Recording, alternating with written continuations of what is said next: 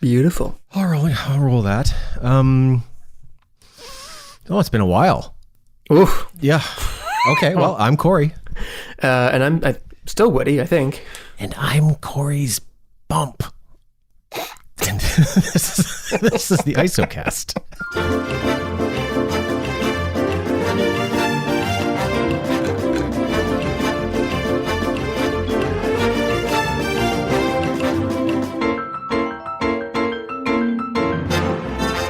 I have a sebaceous cyst above my eye. Can you see that? I'm looking. You have to explain that word to me, though. I've never heard that before. So there's a gland. As you get older, we have glands. And under my eyebrow, there's a gland that normally emits, if you will, usually some sorts of oils and things, right? Uh-huh. Sometimes these pores get clogged, and it generates a packet of fluid.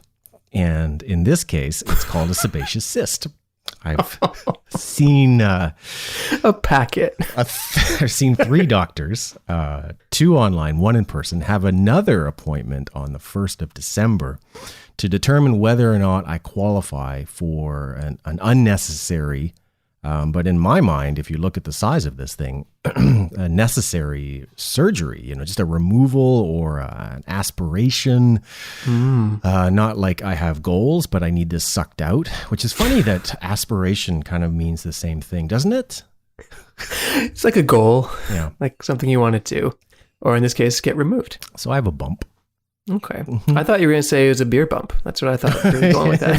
That would be hilarious if all the beer mostly goes to your belly, but then little areas go to these sockets around your face as you get older. But I have to say I was talking to a 3-year-old, and she pointed it out, as children do, and I realized I'm that old man on a bench sitting around talking to kids about things on their face. So are you, did the 3-year-old recommend having it removed? What was her medical opinion? Well, she was very uncomfortable with it as we talked about it. But reassuringly, I explained that I'd seen doctors, that it's safe, that this is not a medical issue, that it's just unsightly. All the while, podcast listeners can't see the face that she made, but it was like this. So she could tell. It's like, you got that look that's like, I never want to be old like you. Right. How have you been? I've been good. My eyes are fine. I don't have a cyst or anything. No packets of fluid. I might be guilty of the beer bump, but I think it's all relative. I feel like most of us, if we all agree to put on the same amount of weight together, we're all going to come out of this. It's all going to be even. It's all going to be a wash. Right. I've heard it referred to as the COVID-20, right? Where I'm going to put on 20 pounds during this whole coronavirus thing. I got to say, I'm pretty proud. This really is spawned by our illustrious Prime Minister, who not so many weeks ago addressed the nation and said, this really sucks, right? And I really like that frankness. I like how he's been speaking recently. Yeah, I think just the other day he said, I don't want to be here, and I know you don't want to see me right now. Which is, I love the frankness of it. But yeah, it was almost a scolding. It was almost like a dad at his kids, and you felt bad. I never was thought just of like, that. Yeah. What are you doing? Don't do this. I don't want to do this. You don't want me to do this. Let's all agree to stop together. Like, let's use our heads here. I never thought of it that way. Yeah, now that I think about it, it is like Dad came downstairs and said, look, I don't want to talk to you. You don't want me talking to you. But here we are. Your mother asked me to come down here. I didn't care for that. I don't want that. Nobody wants to be doing this. Okay. No one's happy about this situation. What he had said, though, that I appreciated, especially regarding mental health and going into the winter, was have a plan, right? Have a plan for the winter. This is going to be really hard, and put a plan together. So this, when you talk about the COVID-20 or the beer bump or whatever we're starting to put on, there's the normal winter weight and stuff. But I have to say, we have been going to the gym pretty much daily. Oh. Yeah. I'm like working out and stuff. And Are you? Yeah. Oh, man. It's part of my winter plan. I'm like, you know what? We're going to cross country ski. I'm going to meditate. I'm going to read more. I'm going to stop watching so much garbage on TV. And, it's not like these resolutions. It's not like, I'm going to do all these things. I have to give you credit because a lot of this came from that book, Atomic Habits. Oh, well, don't give me credit then. Okay. Give James Clear the credit. Mr. Clear gets some credit for sure. But you recommended a fantastic book that was, you sometimes run into those one or two things in your life that actually change the course of what you're doing on a day-to-day basis. And this is one of those, like stacking my habits feels really good. It's hard to find a book like that inside of that genre, I find, because there's so much fluff and there's so much just be who you want to be and and it's like, well, it doesn't give you anything tangible to hang your hat on, Find your passion. Yeah. It's horrible. Yeah. The whole self-help section, I was just at Indigo the other day, stocking up on some fresh literature. And again, I go to the self-helps and it's just, first of all, knowing that I'm one of them, there's sort of a conglomerate of people collected around that shelf, right? Mm-hmm. And I at least say to myself, what's wrong with all of us here, right? Why are we here? And then second, as I'm pulling books off the shelf and stuff, and I tend to look at, if there's a picture of the author, that's a bad sign, right? Anyone who's like, hey, I'm going to put myself on the jacket because me, right? And then if I'm kind of becoming one of those, if you don't have any credentials, I feel like you're just going to be pulling all kinds of research in air quotes out and just cherry picking stuff as opposed to giving me some solid science. It's that's it. I think that's the difference, because it's very easy to write a book on your anecdotal experience of, well, I did this and I'm okay, so therefore here's my book. Right. Yeah.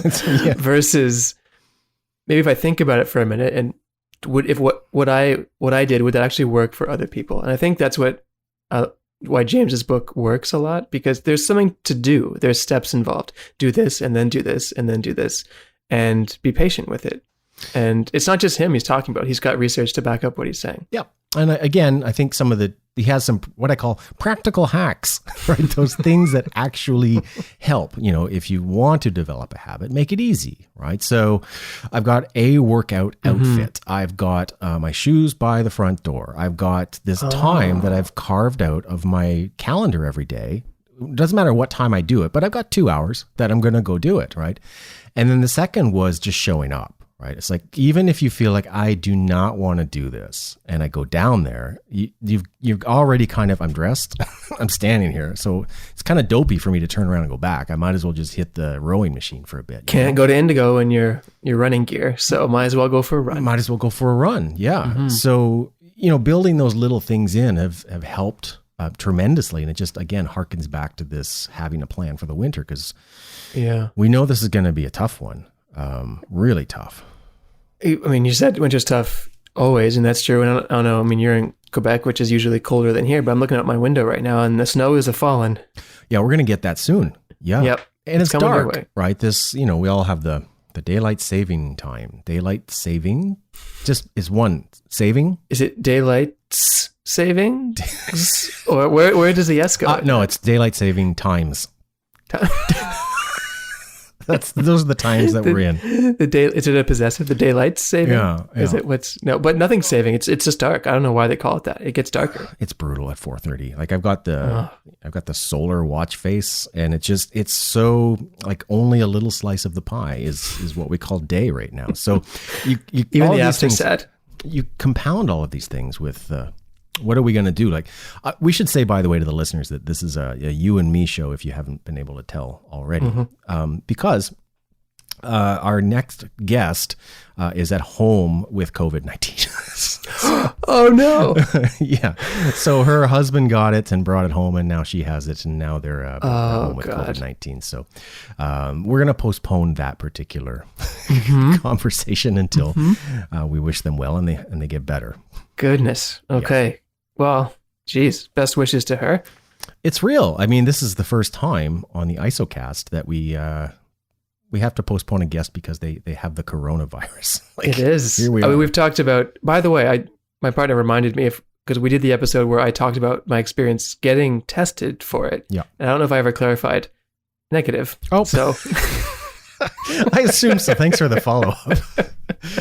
All right. So you were able to do your visit as planned.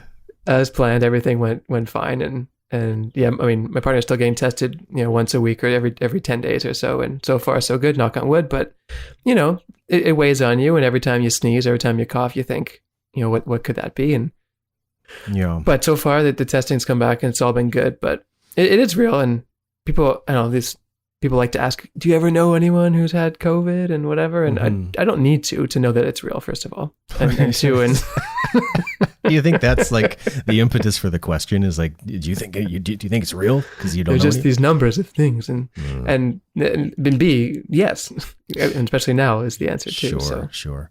I hasten to talk about it because, I'm reading all of the newspaper articles about planning whatever it is we're going to do for Christmas, right? This is obviously a pretty significant topic and weighs heavily on my mind for all the reasons. But like right now, I know you had the luxury of going to get tested. We'd have to in Quebec sort of pretend that we might have it or know somebody that does or have been in contact with somebody, because you can't just, for the fun of it, go get tested because you want to go do something. Like, let's say I want to go and visit my family for Christmas, hypothetically. I can't go into a testing center and say, I need the test. They're going to be like, le test, right? It makes it. No, we can't either now. And I got mine okay right before they changed the rules because there was just too many people lining up to go get it. And probably people were getting it in the line, I'm assuming, because everyone's congregating in testing centers to get the test. Good intentions, maybe not the most practical idea. So now, don't quote me on this, but I believe you have to be showing symptoms in order to apply for a test. And then even then you have to call in, you make an appointment, they give you a time, et cetera, et cetera. So basically, tests are not available unless you are a healthcare worker or one of the other jobs that require testing on a regular basis. All the pre-qualifiers you and I do not have. No. Yeah. No. It can't be like, I miss my mom, And have you, because I've kind of made my Christmas plan. Not going to have one. I'm just going to stay here. Stay at home. Yeah. That's what I'm doing. It's really hard. I'm glad you shared that because I think we're trying to make a decision that can reconcile what's in our hearts and what's in our heads. And that's never easy to do. And in our heads, we know what to do, right? Or moreover, what not to do. In our hearts, we know what we want to do. And it's hard because we can get pretty complacent and arrogant, I think, with our decisions. We can say, I live in a rural area and I don't see a lot of people and it's, not a big deal. But, Ati and I have been speaking on, I think more importantly, it's not just the decision that two individuals make to see each other. It's that you are also now making a decision on behalf of likely their community of people that they're part of, right? That's the thing of contagion, is that it's okay, I'll go see you because it'll be fun. But if I bring it to you, maybe we get it and we don't care. Maybe. From the people I know who have it, you believe me, you care. You should care. Yeah. But it's the people in their now network that you're potentially putting at risk, right? So I don't want to use the hashtag cancel Christmas, right? But what I keep coming back to is so many people have made incredibly difficult sacrifices during this period, far beyond anything, say, you and I have had to make, not even close. And is this really that big of a sacrifice to say, this is the year that we're just going to have to put everything aside and take care of each other? Is it, as I say it, it sounds like the right thing to do, doesn't it? Yes. And no, it's not that big of a sacrifice, but everything else you said makes sense. And it's just something like this. It sucks. This whole thing sucks. There's no other way to say it. But just because it sucks isn't a reason to follow the things that we want to do. I think that's the lesson that we've hopefully learned as we're going through this second wave, third wave, whatever we're calling it. That's bigger than the first one. Every time we come up, there's holidays fairly frequently. We had this conversation about Halloween. And then before that, it was Canadian Thanksgiving, and now it's American Thanksgiving this week coming up. And there's always going to be a holiday that we want to do the things that we normally do. We're creatures of habit. With that said, cancel Christmas isn't the right hashtag. It's just alternative Christmas or whatever, because Christmas is going to happen. It's what we do when it happens that I think matters. And, a Zoom Christmas or a Google Hangout Christmas isn't the same thing, but that's the smart thing to do. If I were to think of the spirit of the holiday season, which is giving, then I can't think of a better way to give than to maybe, my family has decided no adult gifts this year, all donations to food banks, for example. Love it. Similarly, I'm looking at volunteer opportunities around here over the holiday season where I can help families in need. And it feels like the right thing to do. And it feels like I'm not giving up that much, honestly. Like who doesn't love, of course, seeing family, of course, but it all makes sense too. Schools are out at Christmas anyway. If you need I know in Ontario we just announced a new quasi lockdown, so to speak. But if you need a 4-week period to try and get things kind of back under control slightly, Christmas is the perfect way to do it. Most people take vacation normally. Schools close anyway. You can extend it on one side or the other. I'm not saying that's going to make a big dent in this, but it's the most logical time of the year to do it. I never considered that. This is this potentially could, maybe round off the curve a little bit, right? Something. Yeah, that's logistically makes a lot of sense. There's a hashtag floating around, which is like, COVID zero, this concept of what would Canada need to do to essentially eliminate it. And theoretically it's possible, but logistically it's simply not.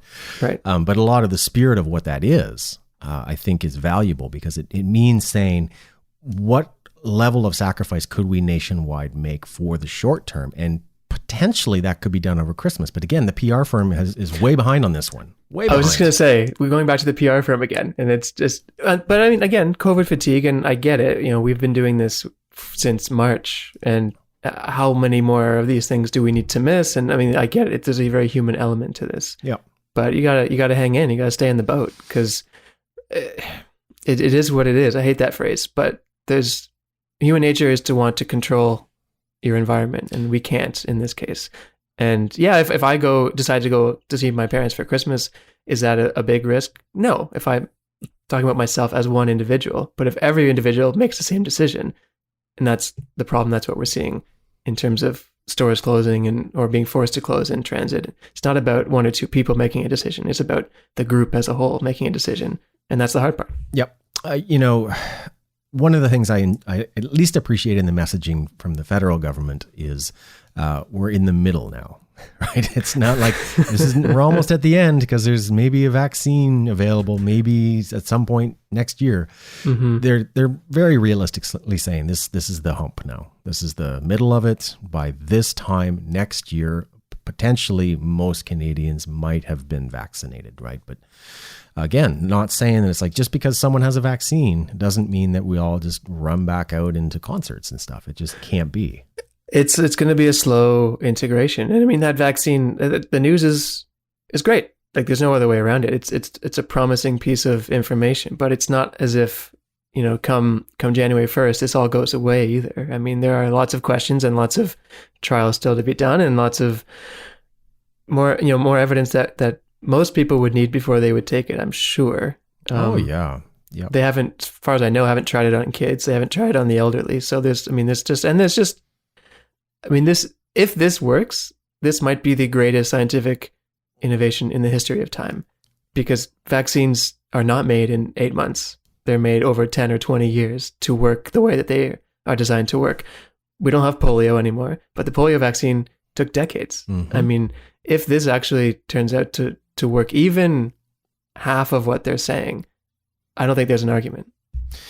And when you take these organizations and all arrows are pointed toward one end, right? It's pretty amazing what we're able to actually accomplish here. And I think, though, you and I spoke about this very, very early, that, the vaccine is the kind of, it is the be all and end all, we hope.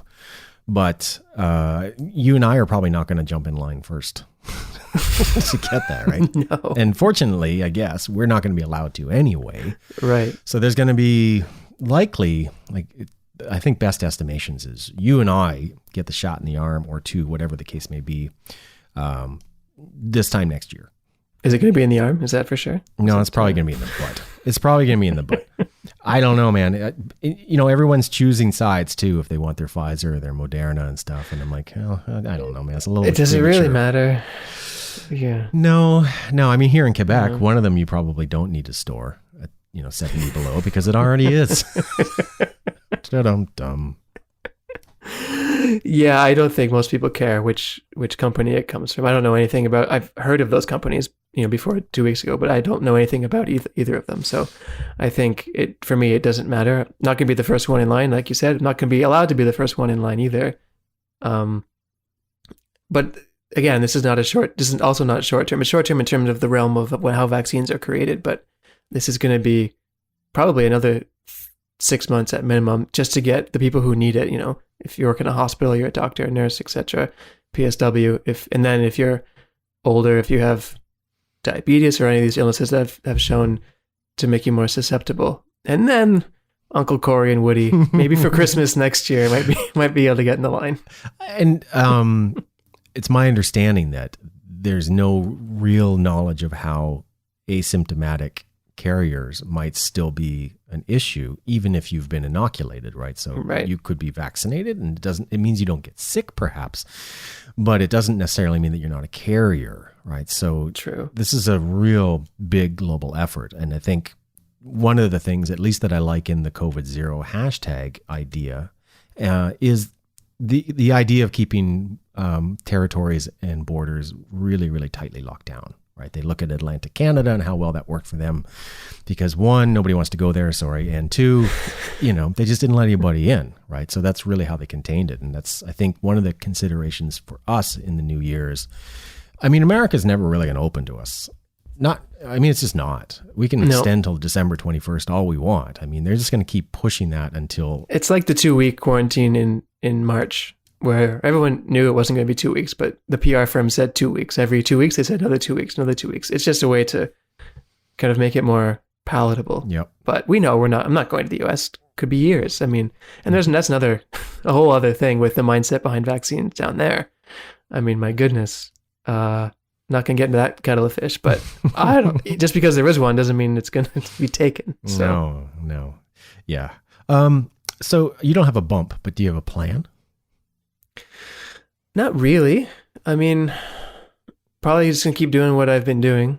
We've been staying home pretty much all the time, and winter's easier to stay home because you don't want to go out in the snow. On the other hand, it's always nice to go out for a walk when you need it, and that makes it more difficult. But no, not a big plan. Just gonna keep on going and take it one day at a time. I know that's also cliche, but that's honestly what we've been doing. And just what are we doing today? What's the plan for today?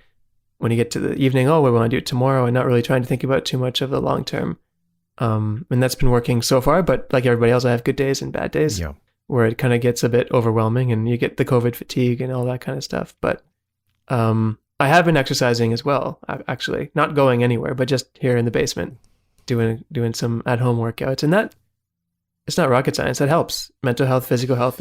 Exercising gets a lot of that stuff out of you. And sure does. It has been helpful. Yeah. The one, like I was having some, here goes old man Corey again. I was having some back issues over the summer, pinched nerves and all this stuff, right? Like, oh God, I'm getting to that place in my life. And after going through physio, it was very clear that I needed to do strength training, get my back strong and stuff. So nothing like the gym, nothing like lifting free weights and, cardio and stuff. But the side effect of it, that's the motivator. I want to go down there because I don't want to be, unable to move. But the beautiful side effect has been mental health. It's like you feel so much more optimistic about everything. You can just brush stuff off quickly and life looks a little bit easier. And it's something to do, and that might sound sad in general, but when you're at home all the time, I know you're a big calendar guy, and I am too, and I put exercise on my calendar every day for an hour. And that it's just another thing. That's going back to the book, Atomic Habits. You have to make it. It's not an option anymore. It's something that I just do. It's in my calendar. This is what I do. And sometimes I do a I try and do a HIIT exercise, 3 or 4 times a week. Sometimes you're not into it, but I will go for a walk or I'll do something. It's some sort of get my steps in and feel like, I'm not in a mood today to really go all out with the exercise, but I can go for a walk or I can go for a jog or just something. And it's something to do, and especially when you're at home and it's so hard, sometimes so difficult to distinguish personal life, professional life, exercise. It's all in the same room in some cases. So putting it on my calendar has really helped. Yeah, there's a blur. I'm an Apple Watch guy, right? So I like the reminders and filling my exercise rings and stuff, and just making small changes, like walking to the grocery store, which is like about a kilometer away, as opposed to driving to the grocery store. If I can, so I do that every day, like get light groceries, things like this though. But what I liked about James Clear's book was adopting the mentality that you are the kind of person that goes to the gym, right? It's not just like, I'm going to go to the gym. It's like, no, I'm a person who's healthy, and a person who's healthy goes to the gym. These are the things that we do. It's like, I'm trying to read more and more and more. And it's like, because I want to be the kind of person that reads. And if that little shift of reframing it a little bit makes me pick up a book, because it's like, I'm a reader. I'm a reader, so I'm going to read and I like the part where he talks about, you don't have to do it. If you've never gone to the gym ever, and you're going to go tomorrow for the first day, don't go for an hour. You're going to kill yourself. Go for 3 minutes or 5 minutes and start slow. And that's kind of what I've been doing in my home gym without any equipment, just, doing what I can here, is having realistic expectations of over the summer when it was, I would go for a jog in the morning when it was nice out. I'd come home and do some exercise, and that was all nice. And now it's snowing, so no more outside. And I stopped doing it for probably 6 weeks. And I decided, you know what? Yeah, I want to be a guy who exercises. I don't want to be gym guy. I'm never going to be that guy. Right. But I want to feel good about myself. And if I do even just 5 minutes of exercise a day, I can say, hey, you know what? I showed up today and I did it. And it's going to suck at the beginning, but if you make it a habit, you do it 3 times a week, 4 times a week for all the time, your body will be like, hey, you know what? This is what we do, and it won't be sore anymore. Yeah, all these little things help. Like I don't keep beer in the house. I want a beer. I gotta go get a beer.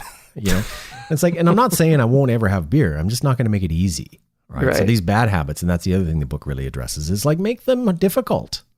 That's a quick way to kick it, because it's easier to do it if you've made it convenient for yourself, right? So I was thinking about different exercise routines for those that are not fortunate enough to have an open gym, right? We have a gym that's open in our condo right now, so that's really nice. The government has yet to shut that down. So there's rules within the gym and stuff that are working pretty well.